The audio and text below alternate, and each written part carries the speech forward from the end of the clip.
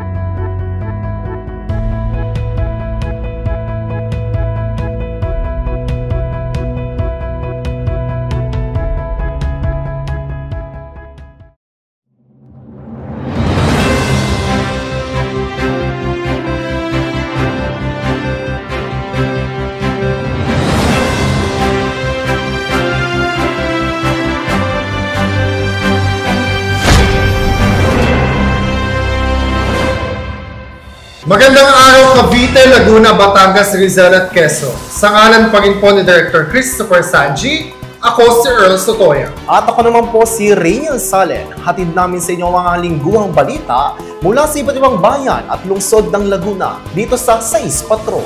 Lingguhang balita para sa mga Lagunense, alamin ang mahalagang kaganapan, proyekto at isyong dapat bigyang pansin. Sama-sama nating tuklasin ang mga istoryang bumubuo sa ating probinsya. Narito ang mga pangunahing balita ngayong linggo mula sa iba't ibang bahagi ng Laguna. Sa ating unang balita, tinanggap ngayong linggo ni Governor Ramil Hernandez ang parangal ng Seal of Good Local Governance sa Laguna Provincial Capital. Muling tumanggap ng Seal of Good Local Governance ang pamahalaang panlalawigan ng Laguna mula sa Department of Interior and Local Government o DALG para sa taong 2024. Ito ang ika-6 na taon na kinilala at pinarangalan ang serbisyong tama na ibinibigay ni Governor Ramil Hernandez sa Laguna. Ang parangal na ito ay patunay ng responsableng pamamahala at pagbibigay ng mga serbisyong tumutugon para sa pangangailangan ng bawat sektor at mamamayan ng lalawigan ng Laguna. Lubos ang pasasalamat ni Governor Ramil Hernandez sa DILG sa pagkilalang ito. At higit sa lahat ng naging katuwang ng pamahalaang panlalawigan ng Laguna sa pagtataguyod ng maayos, tapat at maaasahang pamahalaan. Kabilang rin ang mga sumusunod na bayan at lungsod ng Laguna na pinarangalan ng Seal of Good Local Governance. Kasama dito ang Biñan City, Calamba City, San Pablo City, San Pedro City, Santa Rosa City at mga bayan ng Alaminos, Kalayaan, Luisiana, Mabitac, Paete at Paki. Samantala, nagpahayag naman si Governor Ramil Hernandez ng isang pagbati sa lahat ng bayan at lungsod ng Laguna na pinarangalan din. Para naman sa ating susunod na balita mula sa lungsod ng Calamba. Bagong taon, bagong simula at mas maayos na serbisyo. Nitong nakaraang linggo, opisyal nang inilansad ang mas pinaigting na Better E-Boss 2025 sa Calamba City. Layong masigurado ang mas mabilis, maginhawa at epektibong proseso para sa lahat ng mga magre-renew ng kanilang mga business permits. Pinangunahan ito mismo ni Mayor Rosela Ros Rizal ang pagbisita sa Business Permit at Licensing Office o BPLO upang personal na tiyakin ang maayos na daloy ng sistema. Sa Better E-Boss 2025, bawat negosyanteng kalambenyo ay binibigyan ng pagkakataong makaranas ng serbisyong walang hassle at punong-puno ng malasakit. Sa bagong taon na ito, hangad ng pamahalaang Kalambago na itaas ang antas ng serbisyo para sa lahat ng mamamayan at negosyo ng lungsod, kasabay ng pagtugon sa pangangailangan ng bawat kalambenyo. Para sa mas mabilis na progreso ng business permits, magtungo lamang sa BPLO o bisitahin ang opisyal na website ng IAPESO ng lungsod ng Calamba. Tumungo naman tayo sa mga balitang pangkomunidad mula sa iba't ibang bayan at lungsod ng Laguna. Nitong nakaraang linggo, matagumpay na naidaas ang flag ceremony na sinabayan ng paggagawad ng parangal, pagpapakilala sa mga kandidata mula sa lungsod na kasali sa Miss Universe Philippines Laguna at pagpapasalamat sa Department of Health sa pagbibigay ng 10,000 na libreng flu vaccines sa kanilang lungsod. Isang masaganang umaga ang sumalubong sa mga Kabuyenyo nitong nakaraang linggo sa isinagawang flag ceremony sa Cabuyao City Hall.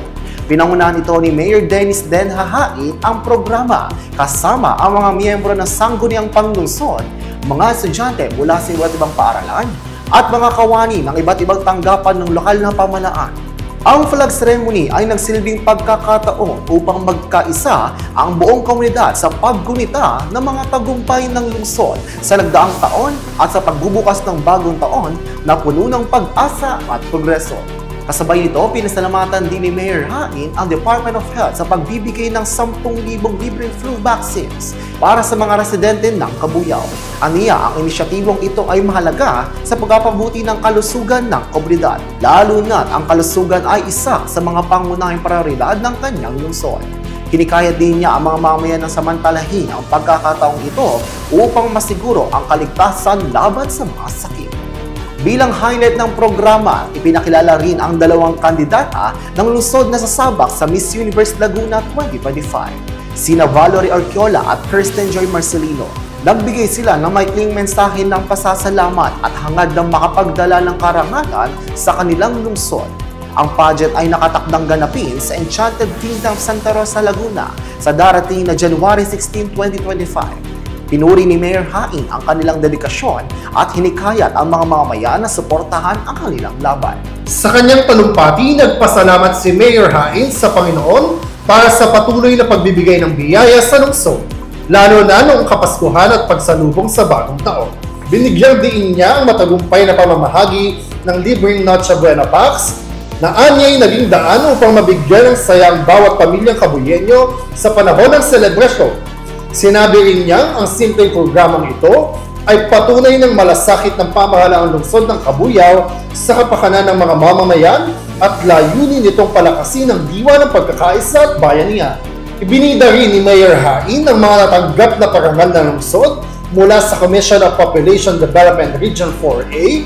Kinilala ang Cabuyao bilang Best City Population Office in Calabarzon, isang patunay ng dedikasyon ng kanilang tanggapan sa pagpaplano ng mga programang pampopulasyon. Bukod dito, ginawaran din ang City Population Officer bilang Best City Population Officer in Calabarzon na nagpapakita ng kahusayan at pagsusumikap ng bawat kawani sa kanilang tanggapan. Ang flag ceremony ay hindi lamang naging isang formal na aktibidad, kundi isa ring selebrasyon ng pagkakaisa, tagumpay at pananampalataya sa kinabukasan ng Cabuyao. Sa pagtatapos ng programa, tiniyak ni Mayor Hain na patuloy na magsusumikap ang kanyang administrasyon para sa mas maayos at progresibong pamumuhay ng bawat Kabuyenyo. Sa lungsod ng Santa Rosa, isinagawa ang unang flag ceremony ngayong taong 2025 at ang pagsisimula at muling pagbubukas ng Business One-Stop Shop sa lungsod ng Santa Rosa. Narito ang report mula kay Apple Cabigaw. Apple? Then sa pagsisimula ng bagong taon, matagumpay na isinagawa ang unang flag raising ceremony ng lungsod ng Santa Rosa nitong January 6, 2025. Pinangunahan nito ni Mayor Arlene Arcillas kasama ang mga opisyal ng lungsod ng pamahalaan, kawani at iba't ibang sektor ng komunidad. Ang seremonya ay naging pagkakataon upang ipahayag ang pagpapasalamat sa mga nakamit ng lungsod noong nakaraang taon at upang maglatag ng mga plano at layunin para sa 2025 na naglalayong higit paunlarin ang Santa Rosa. Formal nang isinimula ng taon ng Business One-Stop Shop na pinangunahan ng Business Permit and License Office. Layunin ng programang ito na magbigay ng episyente at mabilis na serbisyo para sa mga negosyante magpaparehistro o mag-renew ng kanilang mga negosyo. Sa pamamagitan ng BOSS, inaasahan mas mapapadali ang proseso at mabibigyan na mas maginhawang karanasan ang mga negosyante ng lungsod. Sa kanyang talumpati, binigyan din ni Mayor Arcillas ang kahalagahan ng maayos at mabilis na pagbibigay ng serbisyo publiko. Lalo na sa sektor ng negosyo, anya ang pagpapadali ng mga negosyo ay hindi lamang makakatulong sa pagpapalago ng mga negosyo, kundi mag-aambag din sa pangkalahatang kaunlaran ng Santa Rosa. Binuri rin niya ang BPLO sa kanilang dedikasyon sa paghahatid ng episyenteng serbisyo sa mga mamamayan. Ang flag raising ceremony at paglulunsad ng boss ay pareho nagpakita ng administrasyon ni Mayor Arcillas para sa 2025. Isang maayos at episyente at progresibong pamahalaan na nagsilbi para sa ikabubuti ng bawat Roseño. Para sa Sais Patrol, Apple Kabigaw, ang kasandigan mo ipagsabi. Maraming salamat, Apple. Huwag kayong aalis dahil sa aming pagbabalik. Tatalakayin natin ang mga bagong programa para sa kalusugan at edukasyon sa buong Laguna. At silipin din natin ang dalawang simbahan sa San Pedro City na itinalaga bilang Pilgrim Churches. Magbabalikan sa Sais Patrol, ang kasandigan nyo sa balita at impormasyon. Ang ating salapi ay bahagi ng paghabi ng ating kasaysayan. Nasa hibla nito ang kultura at likas na yaman ng ating bayan. Sa paglipas ng panahon, nagbabago ang disenyo ng ating salapi na sumasalamin sa mahahalagang tagpo at makabuluhang kwento ng mga Pilipino. Patuloy ring pinaghuhusay ang mga katangian at security features ng ating salapi gamit ang makabagong teknolohiya. Ngayong 2020, layon ng Bangko Sentral ng Pilipinas na mas mapahusay ang seguridad ng ating salapi at maging mas madali ang paggamit nito ng mga Pilipino. Tampok ang Enhanced New Generation Currency Banknote Series. Ang mga bagong security threads ay may disenyo na hango sa mga katutubong habi mula sa iba't ibang panig ng bansa. Ang mga enhanced security threads na ito ay may dynamic movements at color shifting feature na makatutulong sa pagkilatis ng bawat denominasyon. Nagtataglay din ang mga ito ng salit-salit na imprenta ng BSP at halaga ng denominasyon. Para sa 1,000 piso, ang nakaimprentang denominasyon ay nagbabago ng kulay mula berde papuntang magenta kapag tiningnan sa iba't ibang anggulo.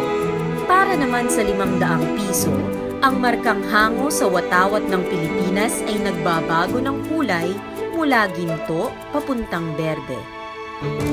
Ang mga nakaalsang marka na ito ay nagsisilbing gabay para sa mga may malalabo o mahinang paningin. Nagbabago ang dami ng marka sa bawat denominasyon. 2 guhit sa 50 piso, 4 na guhit sa 100 piso, 6 na guhit sa 200 piso, 8 guhit sa 500 piso, at 10 guhit sa 1,000 piso. Para sa 1,000 piso at 500 piso, ang mga nakaimprentang denominasyon sa kaliwang sulok ng salapi ay may rolling bar effect kapag itinagilid. Upang matukoy na genuine ang hawak na salapi, gawin lamang ang feel, look, tilt method. Salatin, tignan, at itagilid ang hawak na salapi upang masuri ang iba't ibang security features nito.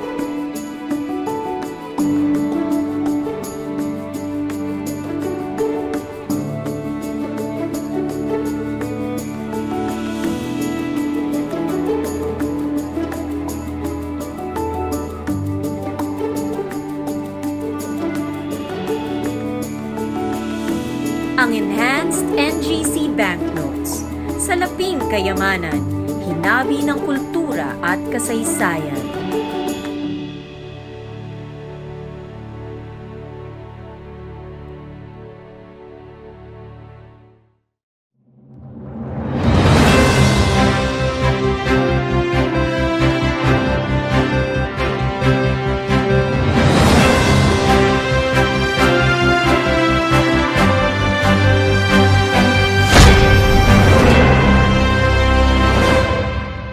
At nagbabalikan sa Sais Patrol, narito ang iba pang mga balita mula sa Laguna.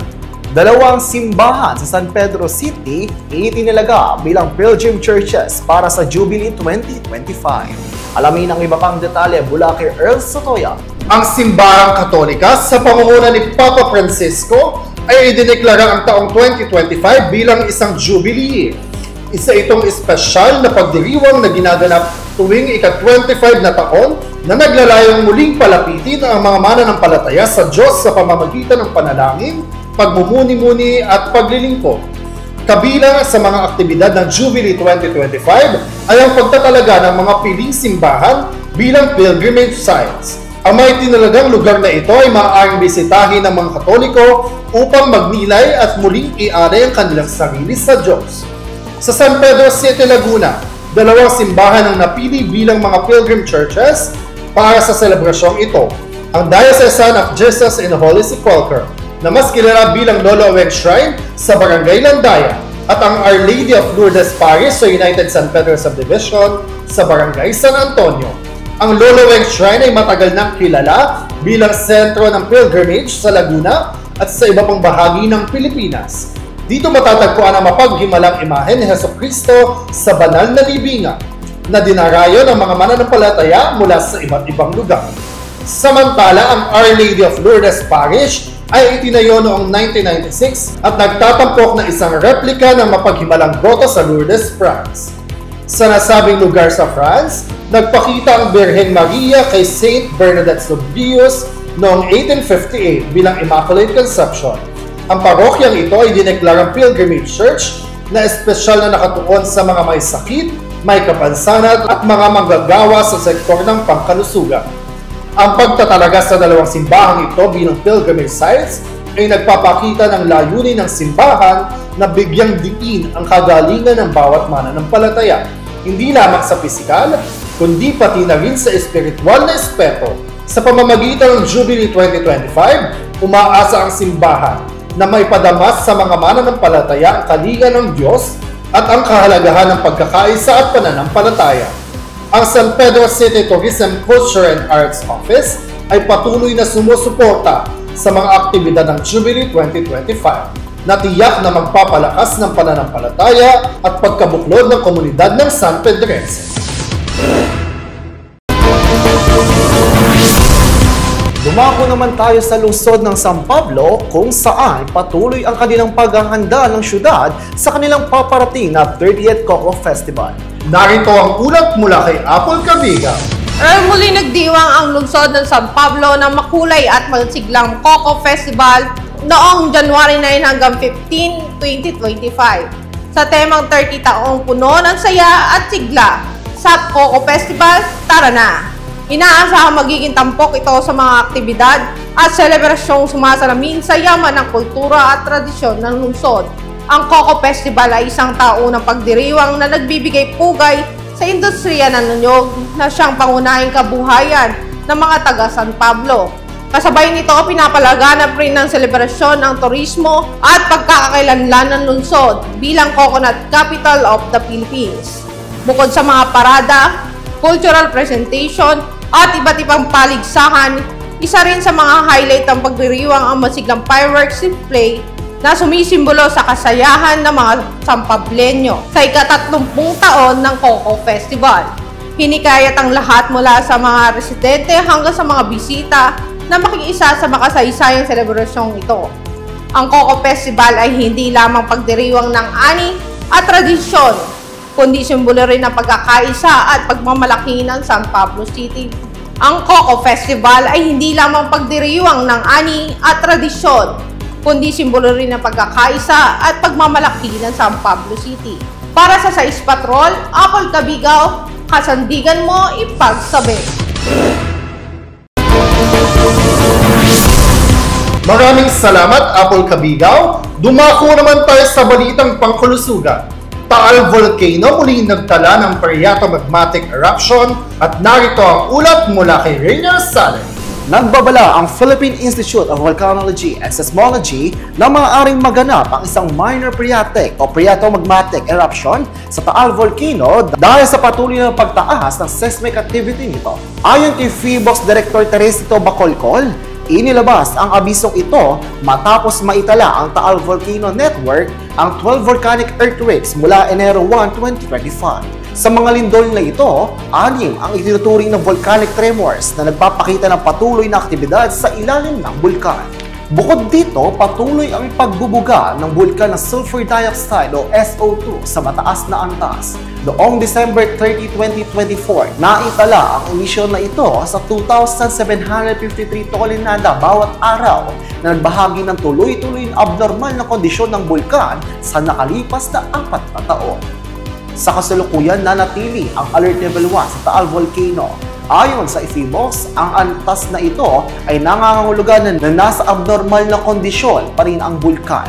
Subalit hindi ito nangangahulugan na humupa na ang banta ng pagsabog. Ito ang mga posibleng pangagib na kayang dalhin sa ilalim ng Alert Level 1. Bigla ang steam-driven o phreatic eruptions, minor phreatomagmatic eruptions, volcanic earthquakes, minor ashfalls, at nakakamatay na akumulasyon o pagbuga ng volcanic gas. Ang mga lugar sa loob ng Taal Volcano Island ang pangunahing maaaring maapektuhan ng mga ganitong aktibidad. Pinapaalalahanan ng FIVOX ang publiko na mahigpit na ipinagbabawal ang pagpasok sa Taal Volcano Island, lalo na ang mga permanent danger zone. Mahalaga rin manatiling nakaantabay sa mga opisyal na abiso o updates mula sa ahensya upang mapanatili ang kaligtasan ng bawat isa. Marami pa kaming inihandang balita para sa inyo. Mula sa balitang pangkomunidad, pangkabuhayan at pangkalusugan, lahat yan ay abangan ninyo dito lamang sa 6 Patrol. Magbabalik kami matapos ibang paalala mula sa aming mga sponsors. Huwag kayong aalis. Magbabalikan sa 6 Patrol, ang kasandigan nyo sa balita at impormasyon.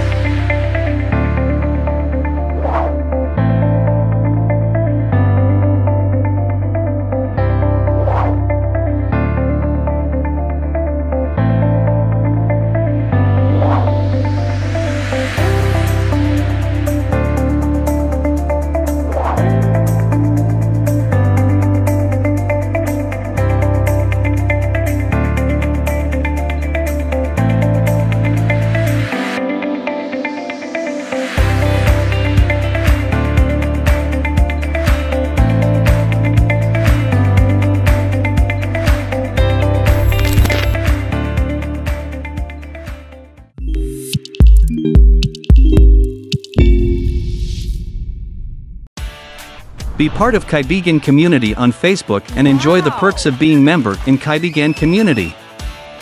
Join exclusive product launch activity. Express your opinion. Join special promotions. Here's quick recap of Kaibigan Community events.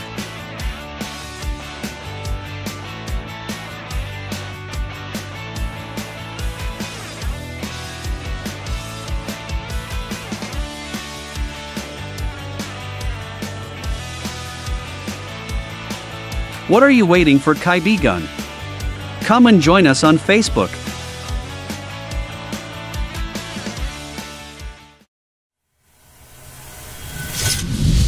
Mga kapuso, kamusta kayo? Naghahanda kami para sa isang kakaibang road trip dito. At syempre kasama natin ang ating motorcycle dealer, ang Motor Central. Itong Bajaj ang gagamitin natin para ma-experience ko naman kung gaano ito kakomportable at katibay on the road. O ano, ready na kayo? Happy ka! Oo, sarap eh. Komportable ba? Oo, komportable. Matibay ba? Matibay na matibay. Sabi ko sa'yo, Delo, hindi kayo mahihirapan matagpuan ang branches nito sapagkat matatagpuan nito sa Calabarzon area. At syempre, makikita ang Motor Central sa Cavite, Laguna, Batangas, Rizal, Quezon Province, North Luzon. Ikaw naman! Matatagpuan dito sa Mindoro, Yeah. Marinduque, Davao at Manila. Mga kapuso, paano? Magkita-kita tayo next week at may road trip na naman kami ni Delo. At syempre, kasama pa rin ang ating motorcycle dealer, ang Motor Central. Okay, let's go! Road trip na! Yes!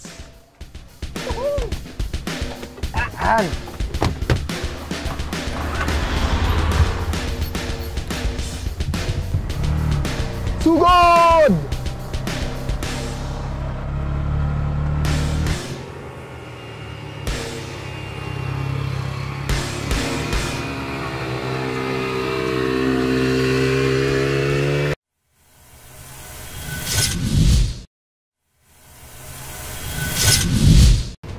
Ano, bibili mo na to? Oo naman, kaibigan. Kaibigan? Kaibigan. Friend. Oh, Kasi nalaman ko, sa Motor Central, tinatrato nilang kaibigan lahat ng customers nila. wow Sa Motor Central, may alagang kaibigan. Meaning, mapagkakatiwalaan, maingat at maaasahan pagdating sa pagkukumpuni ng motor. Asikasong kaibigan o yung buong atensyon ay binibigay pagdating sa mga impormasyon about motors. Legit ito, kaibigan. Makakasiguro kang urig at matibay ang pyesa ng Motor Central. Payong kaibigan, mabilis at maluwag ang credit terms na ibibigay nila. At style mo to, kaibigan. O bawat motor ay may kanya-kanyang dating na bumabagay sa forma ng customer. Gets ko na! Kaya ang word for the day is kaibigan! Brought to you by Motor Central!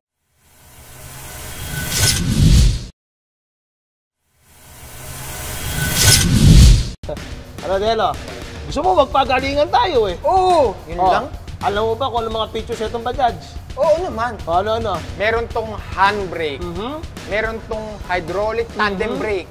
Saka may reverse pa. Parang kotse, saka yung mga ibang four wheels na sasakyan. Ha? Ikaw naman, yun lang ba mayayabang mo? Alam mo ba itong Bajaj? Ay, may... Pang-lima ang tao to. May seatbelt, may wiper, may headlight, at may taillight. Kumpleto! Teka. Sino ka ba? Oo nga. Ba't nandito to? Kaya ako nakabili nito. Yan ang ginagawa niyo dito. Pasensya na po. Paano ba? Opo, makita-kita tayo next week ha. Boss, pasensya na. Ayan na. Sakay ka kasi nasakay.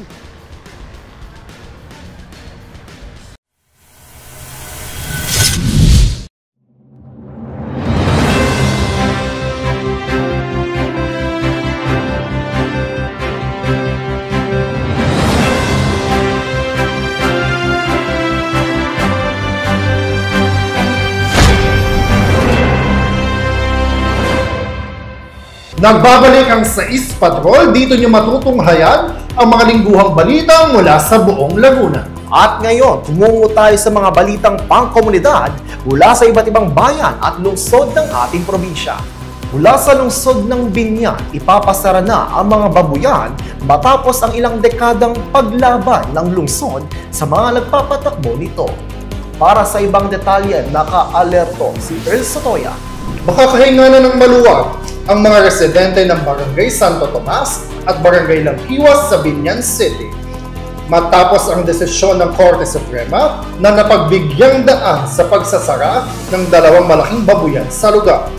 Inihayag ni Binyan City Mayor Arman de Magila sa isang video na in-upload sa social media na tuluyan ng ipapatupad ang Executive Order No. 18 Series of 2024 na nag-uutos ng pagpapasara ng Holiday Hills at Domino Farms. Ang dalawang babuyan na ito ay matagal nang inirereklamo ng mga residente dahil sa mabahong amoy na nagmumula sa kanilang operasyon. Ang pagsasara ay alinsunod sa Municipal Ordinance No. 6 na naipasa pa noong 2004. Bagamat nagkaroon ng legal na laban mula sa mga may-ari ng babuyan, kinatigan ng Korte Suprema noong 2023 ang nasabing ordinansa. Sa isang 13 pahinang desisyon na isinulat ni Associate Justice Joseph Lopez, Binigyang diin ng korte na ang lokal na pamahalaan ng Biñan ay may mandato na pangalagaan ang karapatan ng mga residente nito. Ayon sa desisyon, ang mga babuyan ay itinuturing nuisance per se dahil sa masamang amoy na nagdudulot ng negatibong epekto sa kalusugan ng mga nakatira malapit dito. Idinagdag pa ng korte na ang pagpapatigil ng operasyon ng mga babuyan ay isang lehitimong hakbang upang mapanatili ang kalinisan at kalusugan ng komunidad. Wala na pong permit ang Holiday Hills at Domino Farms kaya sila po ay titigil na sa pag-aalaga ng mga baboy, sabi ni Mayor Arman de Maguila. Muling binigyang diin ng alkalde na siya ang may akda ng ordinansang ito noong siya ay konsehal pa ng lungsod.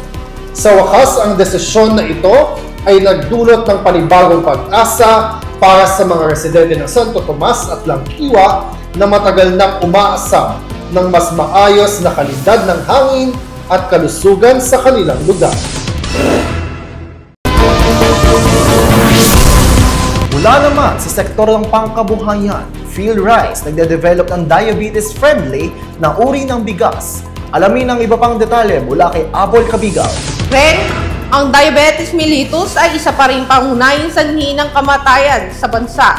Naitala ang 12,178 pagkamatay mula January hanggang May 2024. Ayon sa PSA, isa sa mga nakikitang sanhi ng mga eksperto ay ang mataas na pagkonsumo ng bigas. Dahil dito, nagsasagawa ang PhilRice ng pagsasaliksik sa mga uri ng bigas na may mababang glycemic index upang makatulong sa pagkontrol ng asukal sa dugo. Ayon kay Dr. Marisa Romero, ang pininong puting bigas ay may mataas na GI na maaaring magdulot ng panganib sa kalusugan kung labis na pagkonsumo. Natukol ng PhilRice at IRI ang mga uri ng bigas na tulad ng NSIC RC472, PSB RC10 at RC514 na may mababang GI, mataas ang ani at kilala ng mga magsasaka. Ito ay mas angkop sa may mga diabetes nang hindi sinasakripisyo ang lasa, ani ni Romero. Layunin ng PhilRice na gawing mas abot kaya ang masustansya at malusog na alternatibo sa mga Pilipino habang tinutugunan ang hamon ng diabetes sa bansa. Para sa Sais Patrol, Apple Cabigaw, ang kasandigan mo ipagsabi. Maraming salamat, Apple Cabigaw. Para naman sa mga kababayan nating magsasaka, magandang balita sa kabila ng malaking epekto ng importasyon sa kanila. Lahat yan ibabalita ni Riniel Sale. Makakatanggap ang mga Pilipinong magsasaka, partikular ang mga produser ng kape at manok, ng mahigit 1 bilyong suporta ngayong taon upang maibsan ang epekto ng importasyon. Ito ay matapos makakuha ng malaking dagdag sa pondo ng Department of Agriculture sa ilalim ng 2025 General Appropriation Act. Dalawang pangunahing pondo ang pinalakas.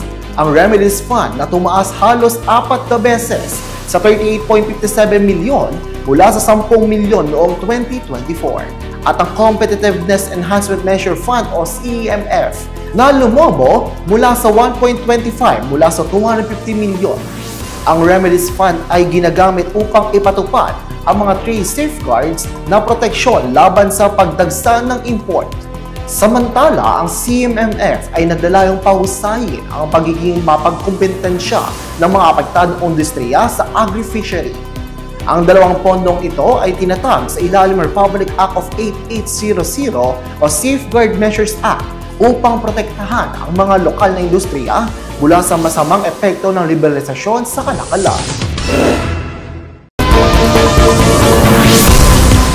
Sa presyo naman ng bilihin, narito ang balita para sa inflation ayon sa National Statistics Authority. Inanunsyo ng PSA na tumaas ang headline inflation ng bansa sa 2.9% noong Disyembre 2024 mula sa 2.5% noong Nobyembre 2024 na nagdala sa kabuuang inflation rate ng 2024 sa 3.4%. Ayon sa PSA, ang mas mataas na presyo ng pabahay, tubig, kuryente, gas at iba pang gasolina ang pangunahing dahilan ng pagtaas. Ang mga gastos na ito ay tumaas mula 1.9% noong Nobyembre patungong 2.9% noong Disyembre, samantala Bahagya ring tumaas ang inflation sa libangan, palakasan at kultura mula sa 2.4% hanggang 2.5% sa parehong panahon. Sa National Capital Region, umabot ang inflation rate sa 3.1% noong December 2024 mula sa 2.2% noong Nobyembre 2024. Ang paglobo ng presyo ng pabahay, tubig, kuryente, gas at iba pang gasolina sa 3% noong December mula 1.5% noong Nobyembre ang nagbigay ng pinakamalaking kontribusyon sa pagtaas ng inflation sa rehiyon. Bagamat mas mababa ang inflation ngayong December 2024 kumpara sa 3.9% noong December 2023, patuloy itong binabantayan dahil sa epekto nito sa gastusin ng mga Pilipino. Dumako naman tayo sa sektor ng edukasyon. Department of Education naglunsad ng programa para sa pagbuti ng pagkatuto ng mga estudyante sa English, Science at Mathematics. Bilang bahagi ng layuning mapabuti ang kalidad ng edukasyon, ang Kagawaran ng Edukasyon ay naglunsad ng serye ng pagsasanay para sa mga guro sa English, Science at Mathematics, pati na rin sa mga learning sessions para sa mga mag-aaral at magulang. Sa pakikipagtulungan sa Khan Academy at Front Learners, layunin ng programa na bigyang kakayahan ang mga guro na magamit ang makabagong teknolohiya sa pagtuturo na naaayon sa mga international na pamantayan. Ito ang mga pangunahing aktibidad. January 6, 2025, pagsasanay para sa mga regional ESM supervisors sa paggamit ng Khan Academy platform. Ang mga guro ay gagawa ng kanilang account at sasailalim sa pagsusulit. Mula January 13 to 15, 2025, pagsasanay ng mga guro tagapagsanay na magsilbing facilitators para sa mga learning sessions at socio-emotional learning. At sa huli, January 16 hanggang March 10, 2025, learning sessions para sa mga mag-aaral, kabilang ang paggamit ng DepEd Learning Management System, Khan Academy at Front Learners. Kasama rin dito ang assessment activities at coaching sessions. Layon ng Department of Education na palakasin ang kakayahan ng mga guro at mag-aaral sa ESM upang makamit ang mas mataas na antas ng academic performance at holistic development. Para naman sa nalalapit na election 2025, naglabas ng kalendaryo ang COMELEC para sa magiging gabay sa mga Pilipino at kandidato. Alamin ang iba pang detalye mula kay Els Sotoya. Opisyal nang inilabas ng Commission on Elections ang kalendaryo ng mga aktibidad para sa nalalapit na 2025 national, local at BARM elections. Ang mga mahalagang petsa ay itinakda upang tiyakin ang maayos at sistematikong proseso ng halalan sa buong bansa. Ang election period ay magsisimula sa Enero 12, 2025 at tatagal hanggang Hunyo 11, 2025. Sa panahong ito, ipapatupad ang gun ban upang masiguro ang kapayapaan at kaayusan sa buong bansa. Para sa mga kandidato sa pagkasenador at mga grupo sa party-list elections, magsisimula ang kampanya mula Pebrero 11 hanggang Mayo 10, 2025. Walang aktibidad na magaganap sa April 17 bilang ito ay Huwebes Santo at April 18 bilang Biyernes Santo. Para naman sa mga kandidato sa House of Representatives, Parliamentary, Provincial, City at Municipal Positions, ang campaign period ay mula sa Marso 28, 2025 hanggang May 10, 2025, maliban muli sa April 17 at 18. Ang pagboto para sa overseas voters ay magsisimula sa April 13, 2025 at magtatapos sa May 12, 2025. Para naman sa mga local absentee voters, ang pagboto ay tinakda mula April 28 hanggang April 30, 2025. Itinakda ang araw ng halalan sa Mayo 12, 2025. Sa araw na ito, ipapatupad ang liquor ban at mahigpit na ipinagbabawal ang anumang uri ng pangangampanya. Ang huling araw sa pagsusumite ng Statements of Contribution and Expenditures o SOSE ay sa June 11, 2025. Ang kalendaryong ito ay nilathala ng OEO Calamba City, Laguna, ngunit ito ay naaangkop sa lahat ng lugar na sasaklawin ng eleksyon sa 2025. Ang mga mamamayan ay hinihikayat na sundin ang mga patakaran upang masiguro ang mapayapa at maayos na eleksyon. At yan ang mga lingguhang balita mula sa 6 Patrol ngayong linggo. Muli sa ngalan po ni Direk Christopher Sanji, ako po si Rainiel Salen. At ako naman si Earl Sotoya. Dito sa Royal Cable My TV6, hatid namin ang makabuluhang impormasyon para sa bawat Lagunense. Hanggang sa muli, ito ang 6 Patrol, ang kasandigan nyo ipagsabi.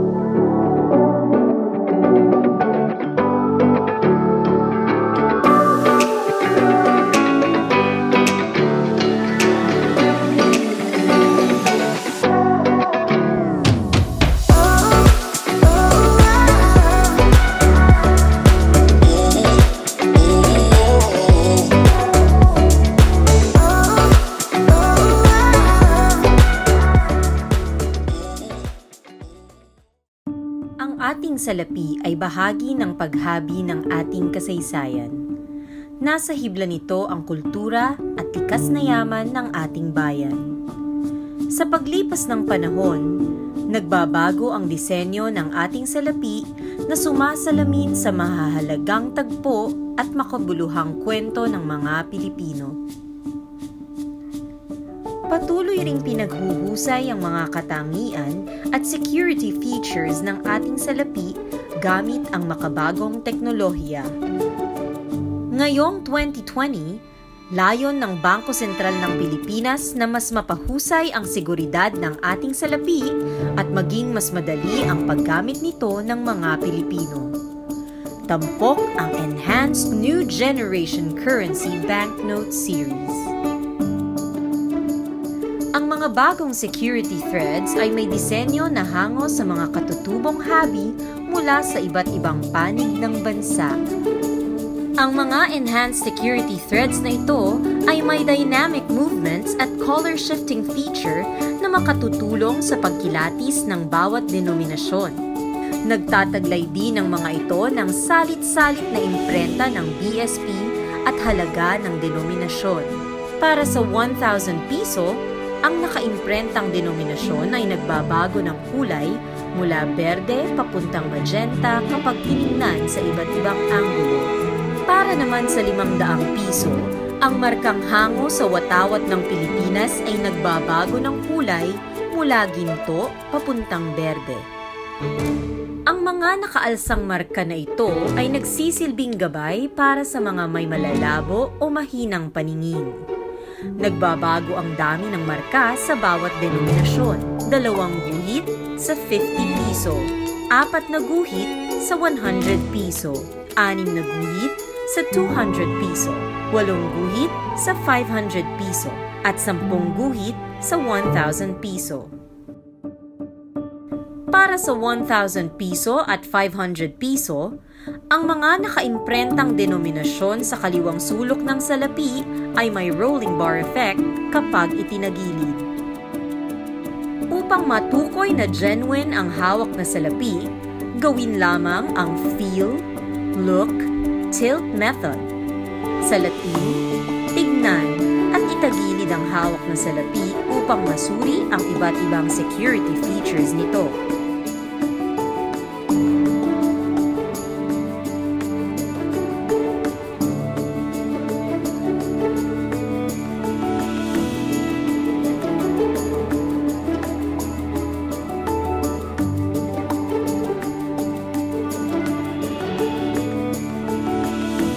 Ang Enhanced NGC Banknotes, salaping kayamanan, hinabi ng kultura at kasaysayan.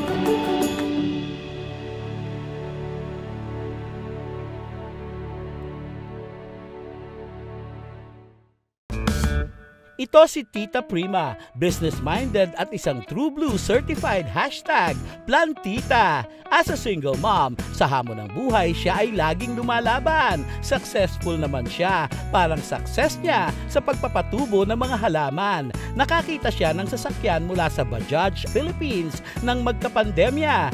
Isang epektibong diskarte ang naisip niya, isang napakagandang opportunity, online plant selling na may kasamang delivery. Kaya from #PlanTita, ngayon siya'y #negosyanteng kumikita. Just like how plants need sunlight, alam mo, dapat nagsashine din tayo ng light to everyone. Let's give them joy. Let's sell them plants. Pero you know, to be able to deliver all my products sa mga buyers ng mga plantitas, I needed an effective solution sa mga challenges sa akin sa deliveries noon. And I found that solution in Bajaj Maxima Cargo.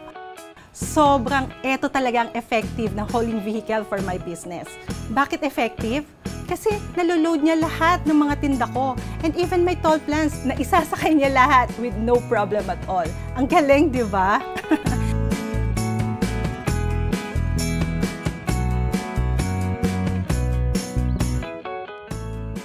So, right now, I'm planning to buy 2 more units kasi parang effective din siya sa mga new business ideas ko like yung Jolly Jeep and mobile internet cafe. Ang galing, di ba? Yung nakapagdala ka na ng joy sa mga customers, kumita ka pa. Ang saya, di ba? Effective!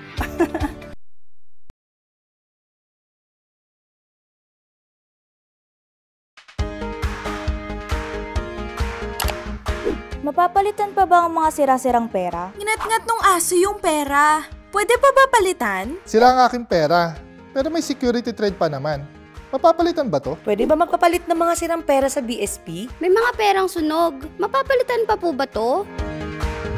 BSP! BSP! BSP! Bigyan ng sagot, please! Ang mga perang tulad nito, ito, at ito ay tinatawag na mga mutilated banknotes. Ang mga mutilated banknotes ay ang mga klase ng pera na sira-sira katulad ng nasunog, inanay, o nginat-ngat ng aso. May mga halaga pa ba ang mga perang ito? Alinsunod sa Bangko Sentral ng Pilipinas o BSP Circular No. 829, Series of 2014, may 3 pamantayan o requirements ang Bangko Sentral upang ang mga sirang pera ay mapalitan. Ito ay ang 3 S: size, signature, at security threat. Simulan natin sa size. Ang size ay kailangang may natirang 60% o 60% ng nasirang pera. Pangalawa, signature. Ang signature ay kailangang may natirang alinmang portion o parte ng signature ng BSP Governor o ng President ng Pilipinas. At pangatlo ay ang security thread na kailangang nakikita sa sirang pera. Ano ba ang dapat gawin sa mga perang ito? Ito ay dapat dalhin sa pinakamalapit na otorisadong bangko at ang mga bangko ay dadalhin sa BSP upang masuri kung ito ay may halaga pa. Ang BSP ay magbibigay ng opisyal na resulta sa mga bangko matapos ang pagsusuri. Ang mga sira-sirang pera na may halaga pa ay idedeposito ng BSP sa account ng bangko upang ang kaukulang halaga ng pera ay maibalik sa kanilang kliyente. Ang mga pera namang hindi pumasa sa requirement o pamantayan at wala ng halaga ay ipagbibigay alam ng bangko sa kanilang kliyente batay sa resulta na inilabas ng BSP. Ang ating pera ay yaman ng ating bansa, kaya dapat natin itong ingatan.